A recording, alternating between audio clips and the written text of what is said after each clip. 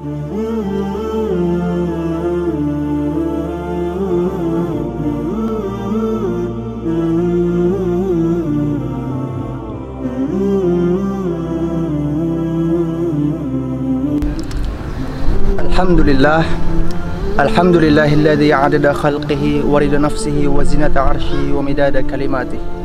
Allahumma salli ala Muhammad wa ala ali Muhammad kama sallaita ala Ibrahim wa ala ali Ibrahim innaka Hamidum Majid. Assalamualaikum warahmatullahi wabarakatuh. Teman-teman sekalian, sahabat Sang Surya dan Aisyah yang berada di Pakistan dan di negara manapun Anda berada, tinggal menghitung hari, kita akan memasuki bulan yang penuh berkah dan penuh ampunan, yaitu bulan suci Ramadan. Lihat diri kita, sejauh mana persiapan kita dalam menyambut tamu yang agung ini. Lantas, bagaimana sebenarnya para salaf dalam menyambut bulan Ramadan? Jauh sebelum datangnya Islam, itu sudah diadakan yang namanya puasa. Dan pertama kali dilaksanakan puasa yaitu pada tahun kedua Hijriah, tepat ketika turun ayat Al-Quran, Ya ayyuhalladzina amanu kutiba alaikumusyamu kama kutiba alal ladzina min qablikum la'allakum tattaqun. Ayat ini tepat turun di hari Senin tanggal 10 Sya'ban di tahun kedua Hijriah. Artinya apa? Artinya ketika Allah Subhanahu wa Ta'ala memerintahkan nabinya untuk menghadapi Ramadan, juga mempersiapkan dari bulan Sya'ban sebelum Ramadan, maka wajar kita menemukan bahwasanya Rasulullah SAW paling banyak berpuasa yaitu di bulan Sya'ban. Bagaimana dengan para sahabat?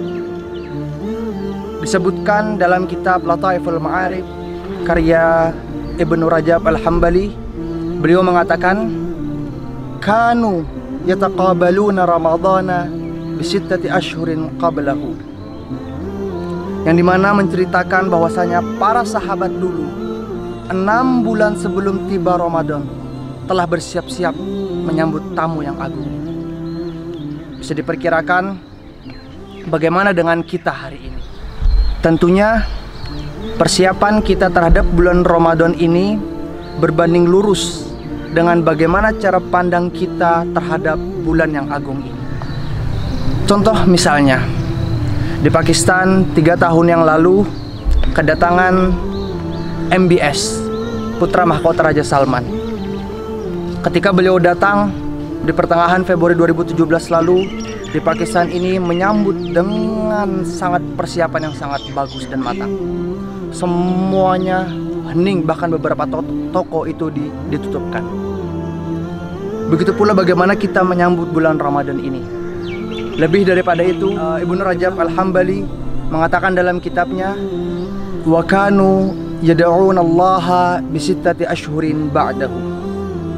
Para sahabat setelah menyelesaikan bulan Ramadan terus melanjutkan berdoa agar apa yang dia lakukan selama bulan Ramadan itu diterima oleh Allah Subhanahu wa Ta'ala.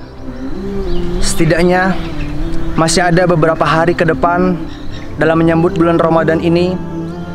Ada beberapa persiapan yang harus kita siapkan.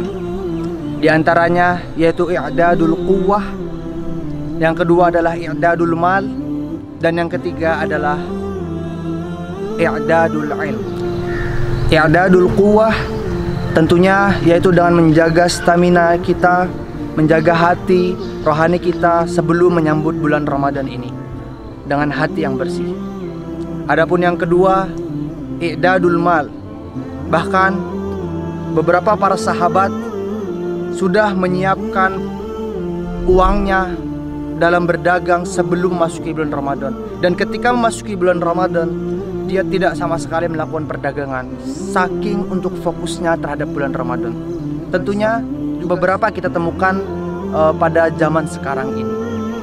Adapun yang ketiga, ini adalah yang paling penting, yaitu adalah i'dadul ilm. Bagaimana kita seorang hamba dalam menyambut bulan yang penuh berkah ini dengan ilmu yang betul-betul matang, sehingga ketika memasuki bulan Ramadan kita bukan hanya berpuasa, tapi berpuasa imanan wa ihtisaban.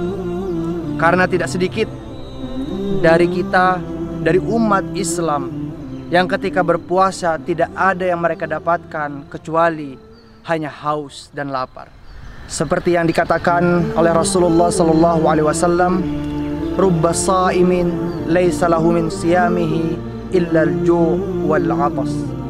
Semoga ketika kita memasuki bulan Ramadan ini, kita bisa memaksimalkan ilmu kita agar lebih bermakna. Akhir kata, saya mengutip perkataan Al-Imam Ibnul Qayyim dalam kitabnya, fa'lam anna al-'abda yaqta'u ma nazzala sayyidallah biqalbin wa himmatihi la bi badanihi. Yang artinya bahwasanya seorang hamba dalam meniti jalan kepada Allah itu mempersiapkan niat dan semangatnya, bukan hanya sekedar badannya saja. Tentunya terus perbaiki niat kita, terus perbaiki rohani kita, sehingga bulan Ramadan ini bisa kita maksimalkan dengan sebaik-baiknya. Tetap bersihkan hati, sucikan diri, tapi fala tuzakku anfusakum huwa a'lamu bimanittaq. Mensucikan diri tanpa harus merasa suci. Terima kasih. Assalamualaikum warahmatullahi wabarakatuh.